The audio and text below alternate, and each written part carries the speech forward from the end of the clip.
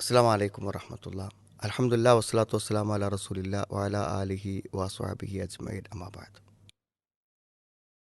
നമ്മൾ പലപ്പോഴും ആലോചിക്കാറുള്ളത് ഒരു വിവാഹം കഴിഞ്ഞാൽ ആ ദമ്പതികൾ തമ്മിലുണ്ടാകുന്ന പ്രശ്നങ്ങൾ അവരുടെ സ്വഭാവ പ്രശ്നങ്ങളും അവർ യോജിച്ചു പോകാത്ത പ്രശ്നങ്ങളുമാണ് എന്നാണ് നമ്മൾ പലപ്പോഴും വിചാരിക്കുക.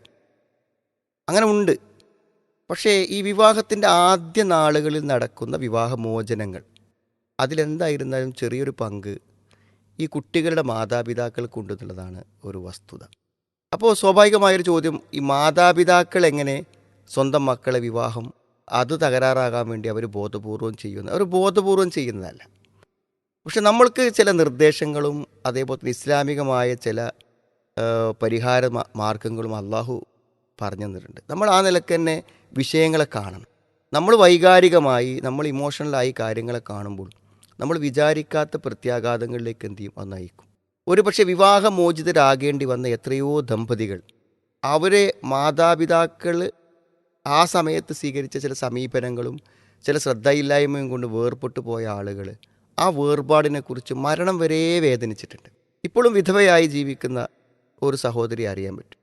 അപ്പോൾ ആ സന്ദർഭത്തിൽ അവർക്കൊരിക്കലും ഇഷ്ടമില്ലാതെ പിതാവ് നിർബന്ധം പിടിച്ച് ഉണ്ടാക്കിയ ഡൈവേഴ്സാണ്. പക്ഷേ എന്തായി എന്നറിയോ, അതിനുശേഷം അതിനേക്കാളും നല്ലൊരാളെ കൊണ്ട് വിവാഹം കഴിപ്പിച്ച് മുൻ ഭർത്താവിനോടൊരു വെല്ലുവിളി നടത്താനൊക്കെ തീരുമാനിച്ചെങ്കിലും അതൊന്നും വിജയിച്ചില്ല. അവർ 2-3 കുട്ടികളായിട്ട് വിധവയായിട്ട് ഈ ജീവിക്കേണ്ടി വന്നു എന്നുള്ള അവസ്ഥ. പക്ഷേ അയാൾ വേറെ വിവാഹമൊക്കെ കഴിച്ച് നല്ല കുടുംബമായിട്ട് അങ്ങനെ മുന്നോട്ട് പോകുന്നു.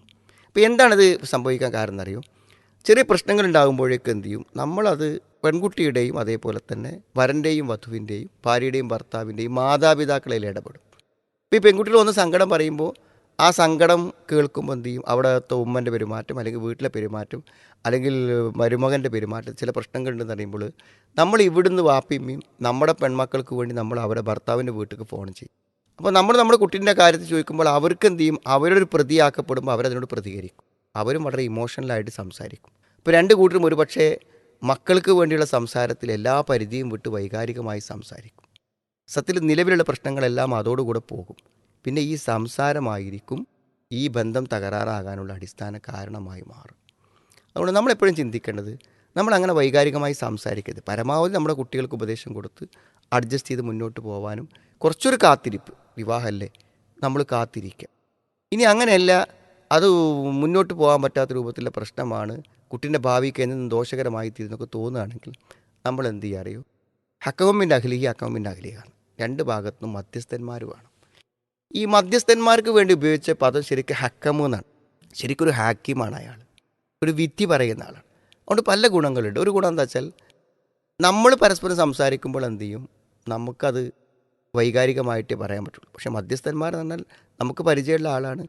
അവർ രണ്ടുപേരുടെയും സംസാരങ്ങൾ പൊതുവെ എല്ലാ കേസുകളും കേൾക്കുമ്പോൾ അവർക്ക് രണ്ട് പക്ഷത്തും നിൽക്കാതെ നിഷ്പക്ഷമായി ആലോചിക്കുമ്പോൾ അടിസ്ഥാനപരമായ പ്രശ്നം എന്താണെന്ന് മനസ്സിലാവും. അത് പറഞ്ഞു കൊടുത്താൽ അത് പരിഹരിക്കപ്പെടും. ഇനി അതെല്ലാം ഒന്നിച്ച് ജീവിക്കാൻ പറ്റില്ല തോന്നുകയാണെങ്കിലോ അവർ വേർപ്പെടുത്തണം. സാധാരണ നമ്മൾ കലാപവും കച്ചറയും ഉണ്ടാക്കിയിട്ട് തലാക്ക് സംഭവിക്കുമ്പോൾ തരാം, തൊലാക്ക് കിട്ടൂല. പുരുഷന്മാർ പറയും, നിങ്ങൾ എവിടുന്ന് വെച്ചാൽ വാങ്ങിക്കോളി, കോടതി പോയിട്ട് പോലും ഞങ്ങൾ തൊലാക്ക് തരില്ല എന്ന് പറയും. ചിലപ്പോൾ ചില പെൺകുട്ടികളൊക്കെ ആജീവനാന്തം ആ കിടത്തം കിടക്കേണ്ടി വരും. അപ്പോൾ അങ്ങനത്തെ സമയത്ത് ഈ ഹക്കമെന്ന് പറയണ്ടല്ലോ, മധ്യസ്ഥൻ, ഈ മധ്യസ്ഥന് ശരിക്കും അങ്ങനെ ഒരു തീരുമാനമെടുക്കാനുള്ള അധികാരമുണ്ട്. അതുകൊണ്ട് ഇത് മുന്നോട്ട് പോകാത്ത ബന്ധമാണ്. അത് എന്ത് ചെയ്യട്ടെ, പിന്നെ അത് മുന്നോട്ട് പോകാൻ കഴിയില്ല, അത് ഡൈവേഴ്സായി തീരട്ടെ എന്ന് പറയുകയാണെങ്കിൽ അവരെ വിധിപ്രകാരം അത് ഡൈവേഴ്സാണ്, അത് തൊലാക്കിലേക്ക് പോകും. എളുപ്പത്തിൽ അതിൻ്റെ ബാക്കിയുള്ള കാര്യങ്ങളൊക്കെ തീരുമാനിക്കാനും അതിൻ്റെ സെറ്റിൽമെൻറ്റുകളൊക്കെ നടത്താനും എന്തെങ്കിലും അങ്ങോട്ടുള്ള ഇടപാടുകളൊക്കെ ഉണ്ടെങ്കിൽ അതൊക്കെ തീർക്കാനും അവർക്ക് മാന്യമായി കൈകൊടുത്ത് പിരിയാനുള്ള അവസരം ഈ മധ്യസ്ഥന്മാരുണ്ടാക്കി കൊടുക്കും. ഇസ്ലാം എത്ര മനോഹരമായിട്ടാണ്.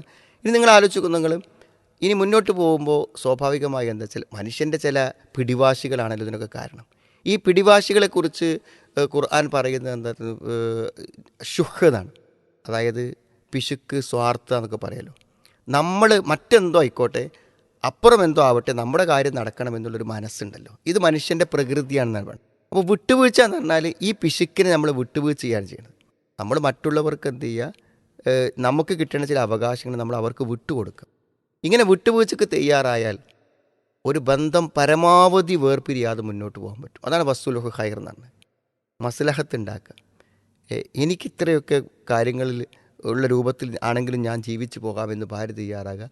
ഇന്ന രൂപത്തിലൊക്കെ പരമാവധി എന്നെ കൊണ്ട് ചെയ്യാൻ പറ്റുന്ന ഇതൊക്കെയാണെന്ന് പറയാം. അത് രണ്ടുപേരും അംഗീകരിച്ചാൽ ആ മധ്യസ്ഥതയിൽ അവർക്ക് മുന്നോട്ട് പോകാൻ പറ്റും. അപ്പോൾ ഇത്തരം കാര്യങ്ങൾ നമ്മൾ ശ്രദ്ധിക്കണം. നമ്മളൊരിക്കലും നമ്മുടെ മക്കളുടെ ഭാവി തകരാറാവാൻ കാരണക്കാരായിക്കൂടാ. നമ്മുടെ വൈകാരികമായിട്ടുള്ള ചില പെരുമാറ്റങ്ങൾ എന്നും എന്നും ദമ്പതികൾക്കൊരു ഖേദത്തിന് ഇടയാക്കാൻ പറ്റില്ല. നമ്മുടെ കുട്ടികൾ വഴിയാധാരാവാൻ ഒരു കാരണമാവാൻ പറ്റില്ല. അതുകൊണ്ട് പക്വമായി നമ്മുടെ മക്കളുടെ വിവാഹ കാര്യങ്ങൾ ഇടപെടാനും നല്ല തീരുമാനങ്ങൾ എടുക്കാനും പരിശ്രമിക്കുക. അള്ളാഹു സഹായിക്കട്ടെ. വിസ്ഡം ഇസ്ലാമിക് ഓർഗനൈസേഷൻ അവതരിപ്പിക്കുന്ന നേർവഴി എല്ലാ ദിവസവും ഏതാനും മിനിറ്റുകൾ സാമൂഹിക, വൈയക്തിക, കുടുംബരംഗങ്ങളെ വിശകലന വിധേയമാക്കുന്നു. അറിയുക, അറിയിക്കുക. നേർവഴി. Peace Radio. Tune to reality.